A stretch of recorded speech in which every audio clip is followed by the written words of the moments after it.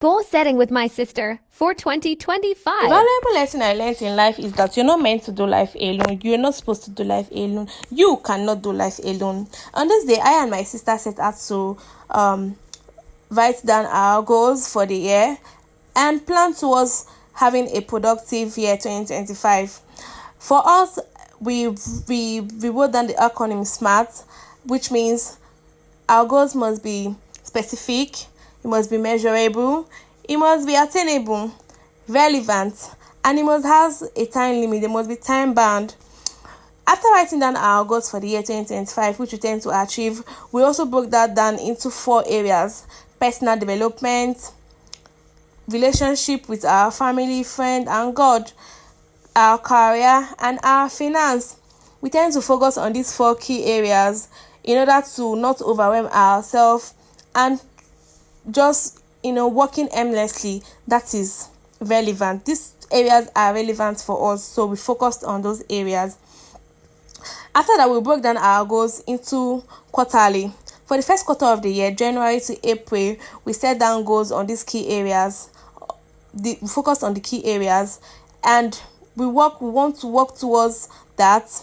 We talked about our finance, how much we plan to invest and save for the year 2025. We were very transparent on that area. We also talked about how social media has, been.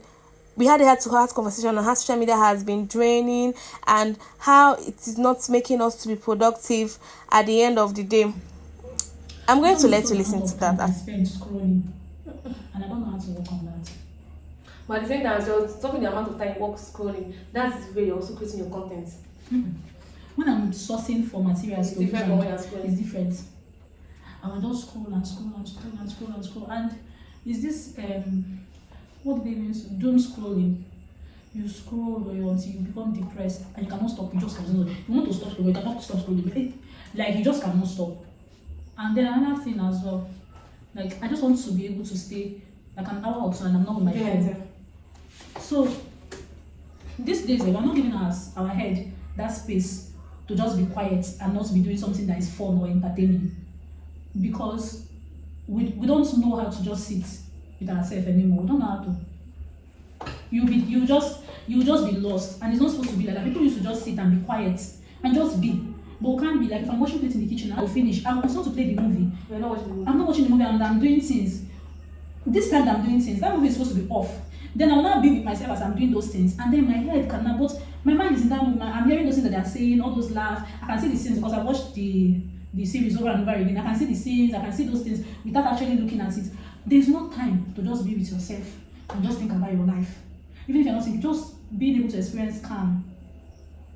I will scroll, my hand will pain me. You go on what's not. Don't be me I shy. don't last a day for 2 hours without your phone. You just sit down. You're not mad. You're going to think about your life. And like to avoid thinking about maybe you're not doing this, We are running away from that thing. thing. And it's not like that thing is going to kill you. You're not doing that, you're not doing that. So because of that, you just want to focus on your attention. You could just enjoy yourself. That dopamine is excessive. It's just not good. Do you know that like I have lost communication skills? People lose communication skills from this excessive scrolling. You don't have enough words. You don't know anything. You just collect entertainment. You don't even read books. I'm very sure you can relate to what was said in that part of the video. Well, we plan on changing the narrative this year 2025. We plan on working towards that. So we set out how we're going to replace that behavior with a more positive behavior reinforcement. Yes. So on that, we are able to express how social media has been helpful and on the other hand been draining.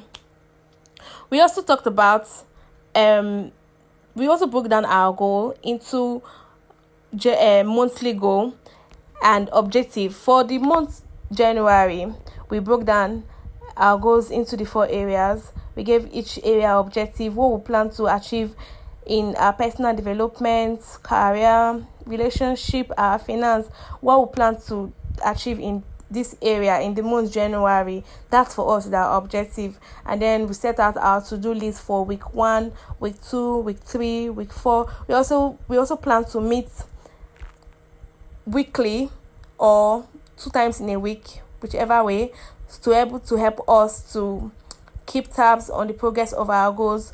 We also created a digital board, a digital board on our goals, so we can be seeing it. We use that for our wallpaper.